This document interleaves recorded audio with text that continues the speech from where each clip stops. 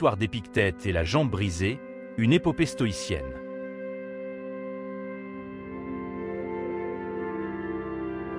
Acte 1, un esclave dans l'ombre de Rome. Nous sommes au cœur de l'Empire romain, sous le règne de Néron, dans les années 60 après Jésus-Christ. Rome est une ville de contrastes. Des temples de marbre étincelants côtoient des ruelles crasseuses, des philosophes murmurent des vérités dans l'ombre des palais, tandis que les cris des gladiateurs résonnent dans le Colisée. C'est dans ce monde brutal et magnifique qu'un jeune esclave nommé Épictète voit le jour, loin de Rome, à Hiérapolis, en Phrygie. Son nom, en grec, signifie « acquis », un rappel cruel de sa condition. Épictète n'est pas un homme libre. Il appartient à un autre, comme un objet, une chaise ou une amphore. Mais dans son esprit brûle une flamme que nulle chaîne ne peut éteindre.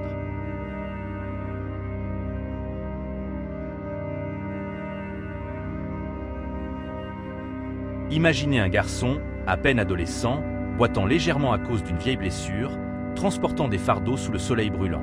Ses mains sont calleuses, son dos courbé par le travail, mais ses yeux scrutent le monde avec une curiosité insatiable. Épictète n'a rien, sauf une chose, son esprit. Et cet esprit, il le nourrit en secret, observant, écoutant, apprenant. À Rome, Épictète est vendu à Épaphrodite, un affranchi de l'empereur Néron. Épaphrodite est un homme complexe, cruel, ambitieux, mais fasciné par l'intellect. Il sert à la cour impériale, un lieu où les intrigues se tissent comme des toiles d'araignée. Épictète, malgré son statut d'esclave, devient une sorte de scribe pour son maître, courant à travers les rues animées de Rome pour porter des messages ou nettoyer les sols de la villa somptueuse d'Épaphrodite. Mais chaque soir, lorsque les tâches s'achèvent, Épictète s'échappe dans un autre monde, celui des idées.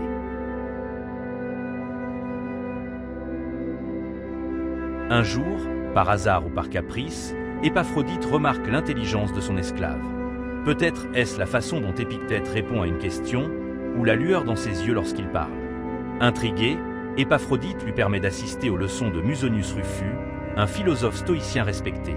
Là, dans une petite salle poussiéreuse, Épictète découvre une vérité qui changera sa vie, le stoïcisme. Musonius enseigne que la véritable liberté ne réside pas dans les richesses ou le pouvoir, mais dans la maîtrise de soi. Ce qui dépend de nous, c'est notre jugement, notre désir, notre aversion, dit-il. Tout le reste, la richesse, la santé, la liberté physique, est hors de notre contrôle.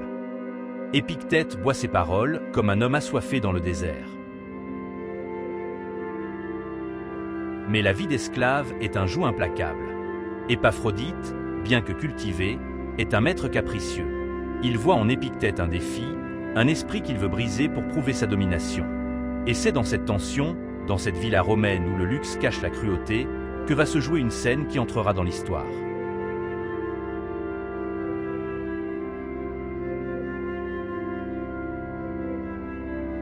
Acte 2, l'épreuve de la jambe brisée.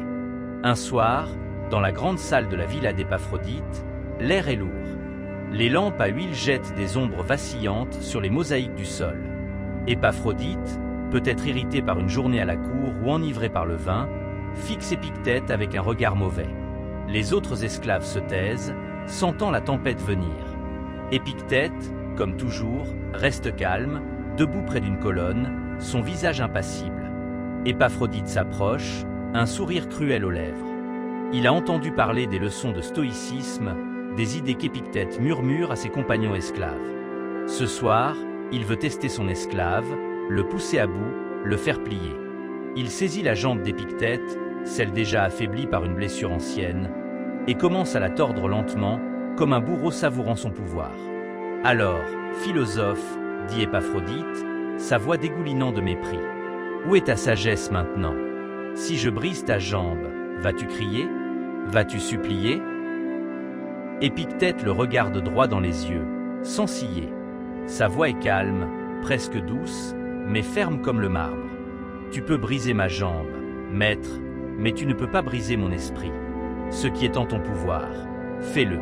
Ce qui est en mon pouvoir, je le garderai. » La salle est silencieuse.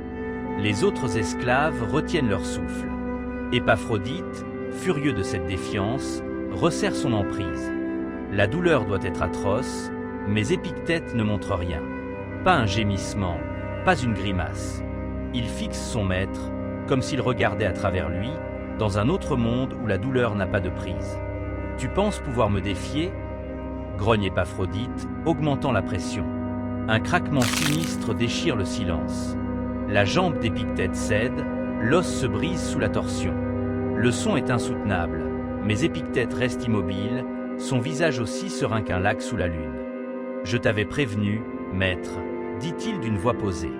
Ma jambe est brisée, mais moi, je suis intact. » Ce moment est plus qu'une épreuve physique. C'est une victoire de l'esprit sur la matière, une démonstration éclatante du stoïcisme. Épictète n'a pas le pouvoir de stopper Épaphrodite. Il n'a pas le pouvoir de sauver sa jambe. Mais il a le pouvoir de choisir sa réaction, de rester maître de lui-même face à la cruauté. Et dans cet instant, il est plus libre que son maître, enchaîné par sa propre colère.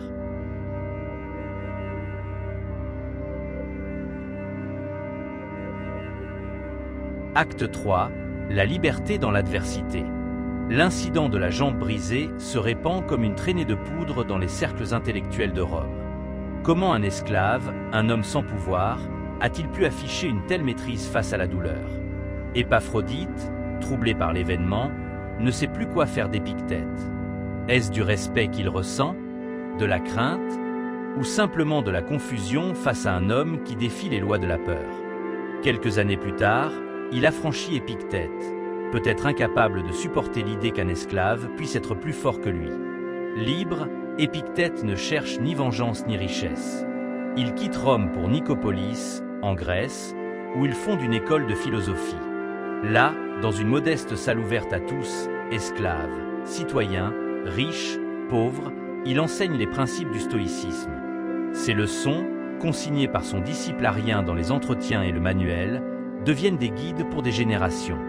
Il enseigne que la vie est comme un théâtre. Nous ne choisissons pas notre rôle, mais nous choisissons comment le jouer. La douleur, la perte, l'injustice, tout cela est hors de notre contrôle. Mais notre attitude, notre courage, notre sérénité, cela, personne ne peut nous l'enlever. L'histoire de la jambe brisée devient une parabole dans ses enseignements. Il la raconte à ses élèves, non pour se vanter, mais pour leur montrer une vérité simple. Il y a ce qui dépend de nous et ce qui ne dépend pas de nous. La jambe brisée, c'était le pouvoir d'Épaphrodite. Le calme d'Épictète, c'était son pouvoir à lui. Et ce pouvoir, dit-il, est accessible à tous, qu'on soit esclave ou empereur. Épictète ne se contente pas de parler.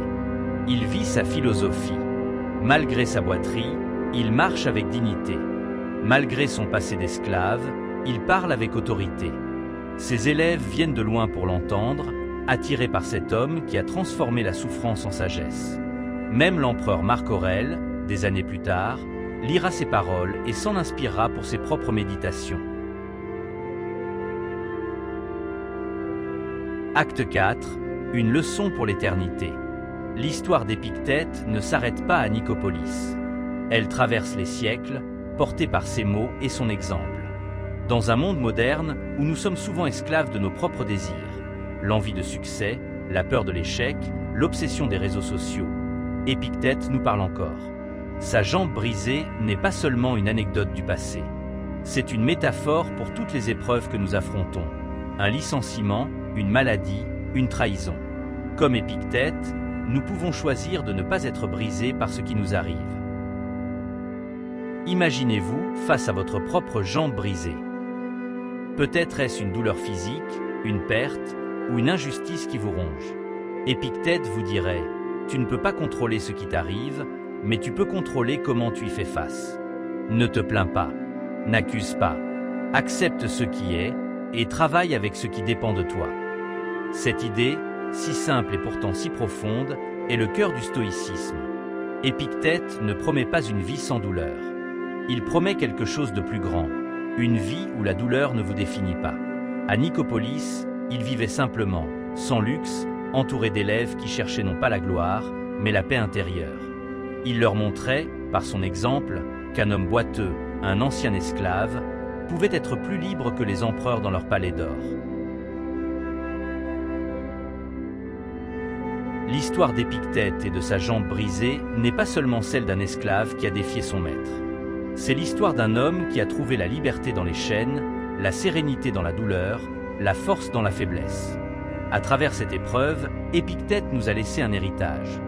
La conviction que, peu importe les tempêtes qui nous frappent, nous avons le pouvoir de rester calme. Nous avons le pouvoir de choisir. Alors, la prochaine fois que la vie vous met à l'épreuve, et elle le fera, souvenez-vous d'Épictète. Souvenez-vous de cet instant, dans une villa romaine, où un esclave a regardé son maître dans les yeux et a dit « Tu peux briser ma jambe, mais pas mon esprit. » Et demandez-vous, quelle est ma jambe brisée? Et comment puis-je, à ma manière, rester intact? As-tu aimé ce récit? Je te donne donc rendez-vous tous les dimanches sur cette chaîne où je partagerai des récits des grands philosophes afin de nous en inspirer pour faire face à des situations dans notre quotidien. Pour ne pas donc manquer ces épisodes, je t'invite à t'abonner si cela n'est pas encore fait, mettre un pouce bleu et partager avec tes proches. Merci et à dimanche prochaine pour un autre récit.